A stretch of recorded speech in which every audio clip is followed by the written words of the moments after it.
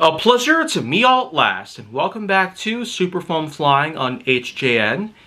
And for right now, I'd just like to say real quick that licensed properties that Nerf has basically managed to make a killing off of, as well as several fast bucks, would include properties like Minecraft, Roblox, Fortnite, Star Wars, Halo, Destiny, Alien, and it does seem like that the number just keeps expanding with every possible year that we're going to be facing from this point going forward.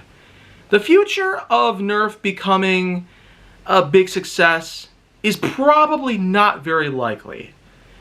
As unfortunate as I'd have to spell it out for everybody out there, Nerf's just becoming a huge sellout of a corporation, having to rely on the astounding success of various video game franchises and otherwise advertising the crap out of them, making them even more unworthy to play or even see. Yeah, that's exactly the kind of stigma that surrounds advertisements of all kinds. We do not like to see that kind of stuff. We don't want to be forced to play those games, especially when we already know about them. But yet, here we go by talking a bit about Minecraft microshots. Specifically,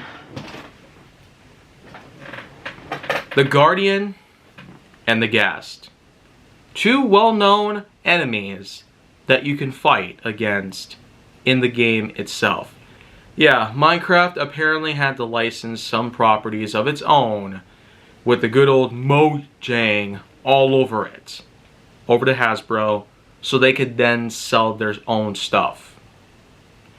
I really do have to wonder though, how much licensing are they actually paying off towards?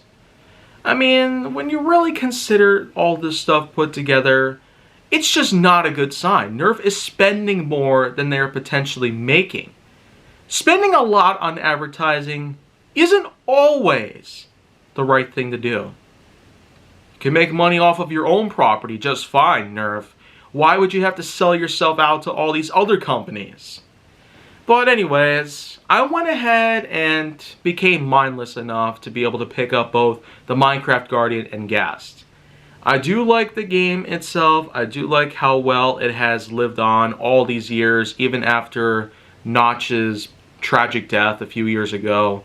But the thing is, now is not the time to start feeding off of the success of one European man with a giant beard. His life is not even existent anymore. I mean, why would you try and milk the franchise dry while he's under his own grave? I don't even know at this point what to say about this, but let's just focus on the blasters themselves, because I feel like I'm just wasting time here with all this ridiculous BS. But like I said, these are microshots blasters, so all they can do is basically be like the Jolt EX1 and the huge lineage that has spawned since then. It seems that the Jolt might actually be Nerf's biggest piece of engineering. A marvel that is basically unlike what you might have seen elsewhere. I feel like the main reason for that though is just simply because of how cheap it is to both make and sell off. So the more units they're selling off, the more extra money they're making and possibly spending on new Jolts. I mean, the cycle is just going to continue over and over again. I myself, now even 26 years old, still know about this stuff from a good perspective. So, I only had 2 shots from those. Thankfully, I got plenty of spares. So, for fun's sake, let's go ahead and shoot off 2 more. But the thing is that these are just Jolts. And that's just about it. One thing I probably will have to say is the size. I mean, look at that. I'd have to go with Dracthalos' own technique that he sometimes uses on blasters that are way too small for his gigantic hands. I feel like I'm going to have to do the same thing to every other sort of Jolt copy that I get my hands on from this point going on. So this technique seems to work a little better than trying to hold it regularly with the index finger over the trigger and everything else just trying to situate itself on the grip properly until the pinky slips off and is now in the line of the priming rod down below. So, yeah. You probably wouldn't want that happening, right? Yeah.